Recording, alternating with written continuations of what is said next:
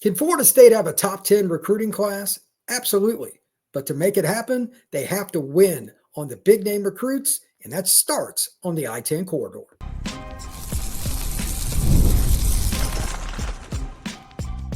You are Locked On Seminoles, your daily podcast on the Florida State Seminoles.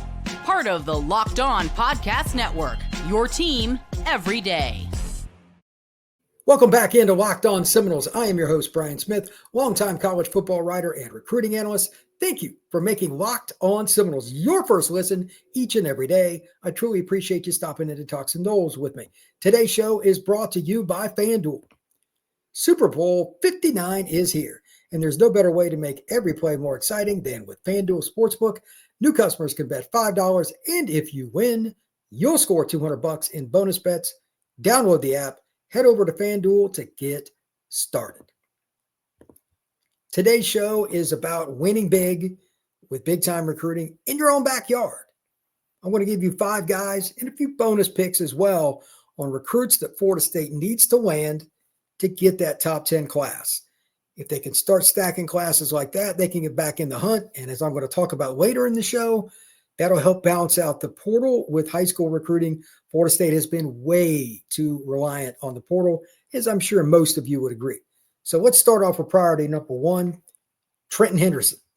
The defensive end's a player I saw recently, and the more I talk to people in the recruiting industry, the more I've thought about it and just kind of looking at the tea leaves of who's going where for visits, it just keeps going up in regards to how important Trenton is to Florida State's future. Defensive end out of Catholic High School in Pensacola, 6'4", 225, give or take, twitchy. Changes direction extremely well, long arms. First step is elite. Has the ability to change direction and mirror somebody that, quite frankly, is much smaller than him. Now, he's been on numerous visits all over the place, including a visit to Tallahassee in January. Is it going to be easy? Absolutely not. There are numerous programs around the country, even schools up north like Notre Dame have offered him. They need to make sure they get him back to campus several times. Most importantly, there's a big weekend in March. We'll be talking about that as we get closer to it, where the elite recruits for Florida State, the true priority guys, are going to be. If he's not at that one, I'll be a little concerned. But if Florida State can get the key guys like him on campus multiple times before the OBs, they're going to be in a better spot. Auburn, that's where I saw him recently on campus at Auburn. He looks the part. He's a guy that was engaged with everybody. He's a fun guy to be around. I think he fit in really well in Tallahassee. And I mean, he lives just a little over 2 hours from the FSU campus. It's not that hard to get him to come. It's just a hop onto I-10 and away you go. Watch out for Florida. Watch out for Miami, Georgia, all the normal names. And again, schools like Texas has been involved. They stopped by to see him. Notre Dame's offered him. Like, he could go anywhere. But if Florida State gets Trenton Henderson, their chances of signing a top 10 class go up exponentially. Let's stay right there in the greater Pensacola area. Hall. If you don't know about Hall, you should. Defensive back, I mean, Caden Hall is probably a top 3 safety in Florida conservatively, maybe the best. And to be honest, it's nice to have some more players like that in the panhandle again. Azariah Thomas, for instance, was a guy not that far from there, played at Niceville. Really good to have those players. It's easy to get them to campus, and they're closer to you than anybody else. There's no other major program closer to them than Florida State. Now, with Hall, UF's a school I've heard a little bit about with him, and that's not shocking either. They're going to do well in the panhandle too. It's further to Gainesville, but it's still not that hard. And they're also a major program that's a state U. Could Florida State sneak one in over them? I hope so, just because I want to pick on Brandon Olson. I admit it, I'm a little biased on that, but that's a kid that's got the length, he's 6'2", 6'3", to come in and help early. In Florida State, if there's one position they've done really well, even though they were down the last season, their defensive backs still made some big plays and still had some moments. Again, Azariah being a key competitor across the board. He was just a guy teams stayed away from, and I get it. Florida State has something to sell there, especially, again, they've got the history with this position. They did well last year. Now you got Coach Coop, you got Surtain, you got 2 well-known guys that have serious ties in the state of Florida. Hall's a guy I'm really curious about. Sticking on the I-10 corridor, let's go to Jacksonville. Naeem Burrows, the Bowl School. Wisconsin, where his brother plays, is in play, but I can't see him going there. Florida State. That's another school, Florida, very, very much involved. Notre Dame's involved. Like, he's got a really unique list. Florida State's been in his picture for a while, but can they get over the top? I don't know. They need to win on one of these receivers, and it's a hard task. Tim Harris Jr. is a guy I know. He's a good recruiter, very, very personable. But Florida State's passing game last year was just anemic. It's not the first school you're going to think of, even if you grew up in Florida, if you're a wide receiver recruit. I'm curious to see how this one goes. And you could even argue that Burrows is the most important recruit on the board. Maybe not, but he's one of those guys. Let's move over to just north of Tallahassee, just across the line, about 12 miles into the state of Georgia, in Thomasville from Thomas County Central.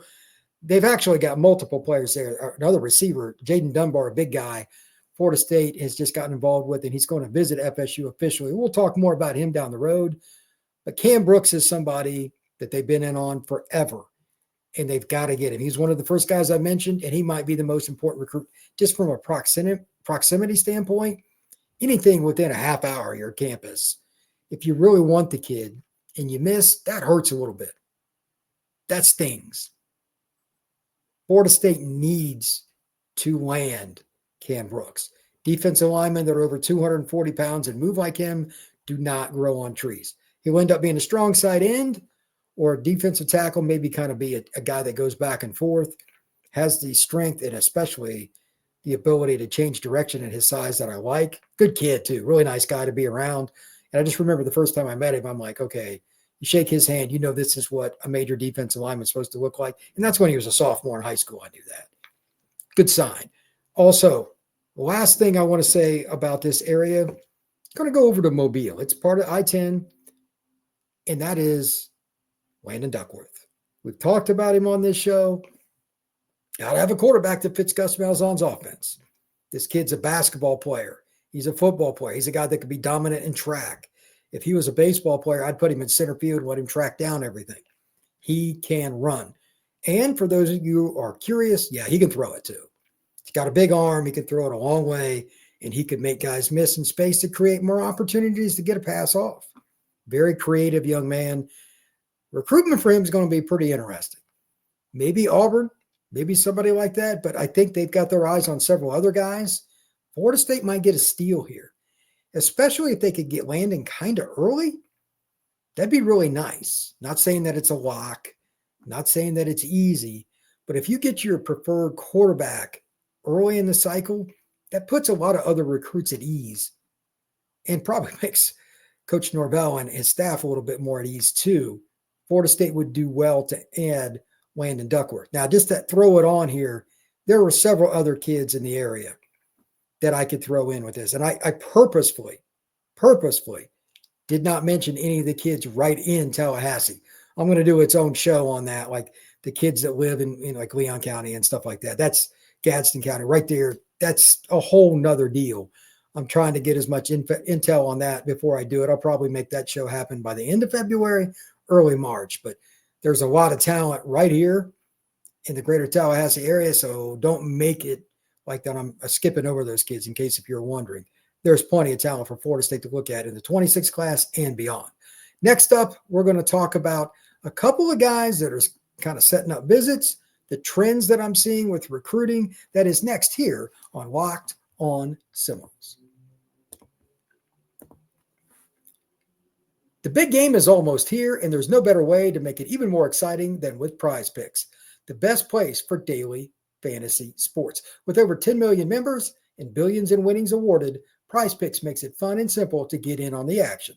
Here's how it works. You pick more or less on at least two players' projections, and if you're right, you could win up to 1,000 times your cash. PrizePicks even has a free pick for the big game, with Patrick Mahomes only needing 1 yard to win. Pair that with any more correct picks, and you're cashing out. This week, I'm looking at the board and selecting more for Travis Kelce on receiving yards and more for a quarterback's passing yardage. What I love most, fast, safe withdrawals. When I win, the cash is in my account in as little as 15 minutes. Check out the promo tab to tail any of the Super Bowl, Sweet Millie winners, big game lineups.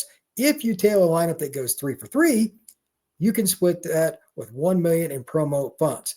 Download the app today and use code LOCKEDONCollege to get $50 instantly after you play your first $5 lineup.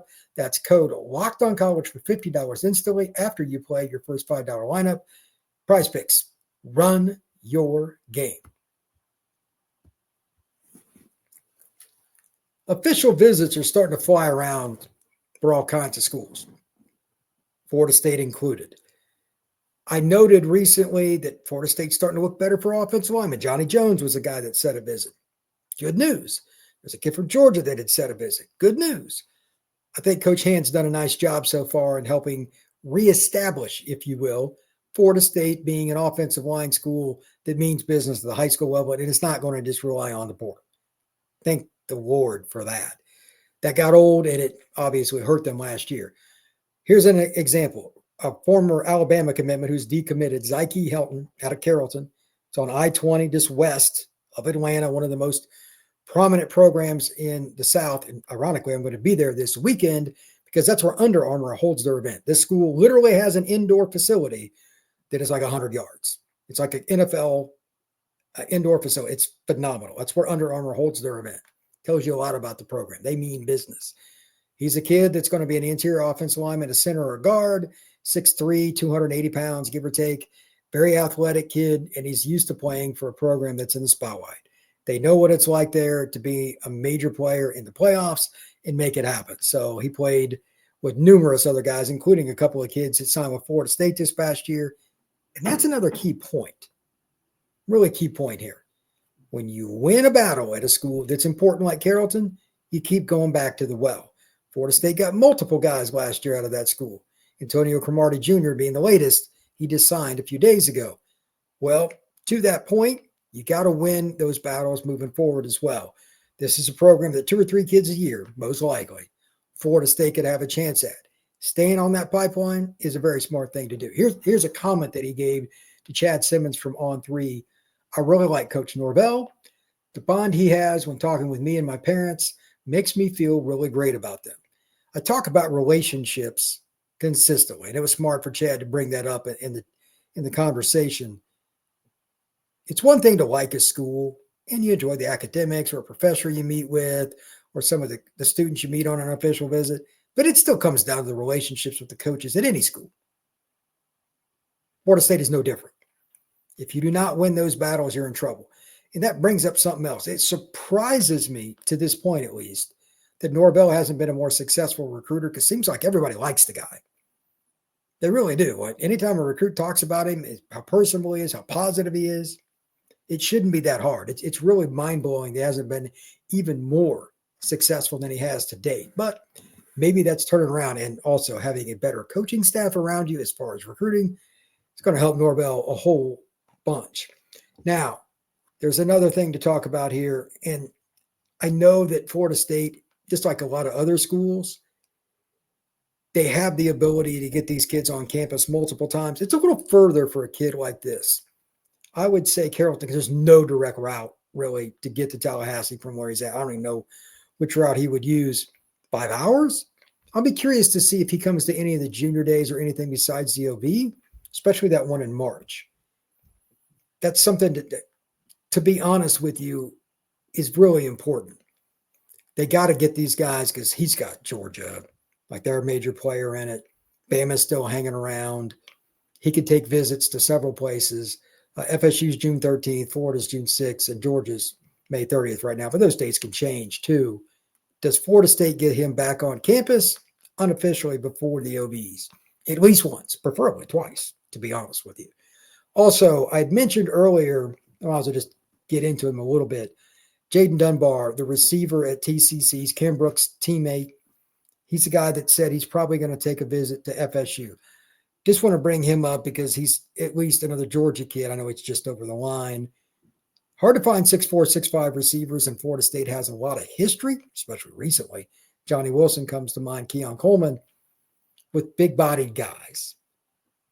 They can't really miss on him. Georgia's already got an OB set with him. He said he will take an OB to the Florida State Seminoles, but Dunbar is a guy that you can't really miss on if he's a local guy. He can really run. He was raw when I saw him play last year, but Not many kids have his physical traits. His legs are so long. He looks like a wing forward or like a big two guard. That's kind of how he's built. I think that's a kid that Florida State needs to get, even if it doesn't work out. Like, that's a kid, if you missed on him and he blossomed, like, he's got a long way to go. He's got a high upside, but he's just still learning the position and how to play football like so many kids. Look, that's a guy that he could end up being a first-round pick. It would be rough to lose him, and especially, again, he's 30, 35 minutes away from Tallahassee, being at TCC, and that is, again, the same school Charlie Ward attended. So you've got an in there. A quick note before we move on and talk about the portal high school balance. Florida State, at this point right now, without even going into specific numbers, they are so far ahead of where they were last year at the same time with high school recruiting. I don't even know if I can put it into a numerical perspective. 2-1? 2.25-1? 2.5-1? Like, in terms of like key visits, seeing reports that are positive, talking to people in the industry, seeing guys at 7-on-7 tournaments and talking to them, their coaches, seeing analysts in the recruiting industry like myself talking to them. Florida State's just got more mojo. It has been a while. Florida State's done a lot better, though. This is important. Before I go into the whole portal high school balance thing, and it's a very important topic that I'll finish up today's show in just a moment. If you can get, let's just use an easy number here, 20 players in this class. Again, it's just a round number. I'm not speculating that's what they'll sign. I haven't even looked into that, honestly. But if you can get 20 players and 10 of them are 4-star or better, and 8 of those are top 250, that's pretty good. But the way they're trending right now, they could be at 13 or 14 of their top 20 guys being top 250, maybe even 15 of them. Wouldn't shock me.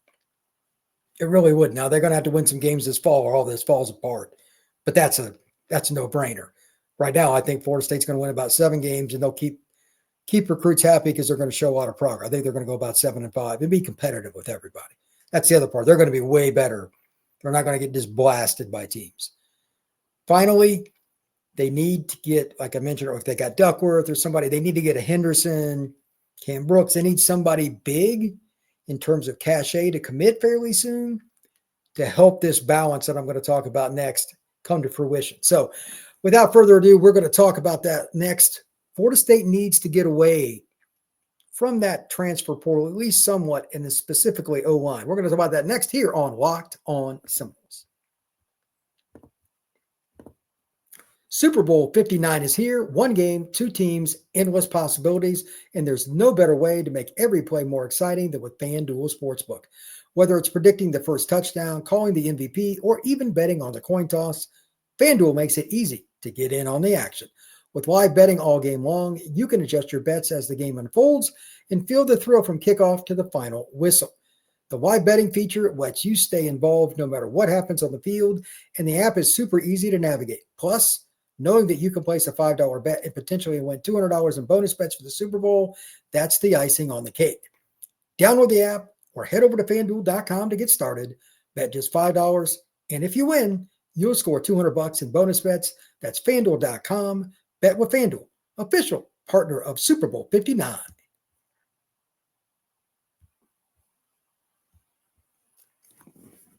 What number would you like as a Florida State fan to see Florida State get down to in terms of their quote-unquote total transfer portal additions from December, and I think it's late April, early May. I forget the exact date, but from the spring window. How many guys each year to year, what's the average number you'd like to see Florida State to get down to? Because right now they're a 20, give or take 20 a year, 18 to 22. That's way high. This is a tradition-rich recruiting area they're in. This is a program that has national championships. This is a program with a rabid fan base. It shouldn't be that hard, but they've made errors. There's no way around it. 2-10 proves that, by the way. What's the number? For me, it's 12, but that's the long term. Short term, I'd like to see them, not this cycle, but next cycle, be able to get between December and the spring window, 15. They're probably going to need to take a few guys in that, this is getting real specific, a few guys that are sophomores and juniors with 2 years of eligibility, 3 years of eligibility. That way they've got a more balanced roster that, kind of offset the guys that leave your program, the guys that get injured, guys that just give up football, whatever the case may be, to have more balanced classes. The one thing I remember about Bowden and his coaching staff, man, they were good at fighting the diamonds in the rough. They were so good at it. They'd take some 3-star kid, and I know I've talked about this a lot, out of South Carolina, North Carolina, some kid from, a small school in central Georgia.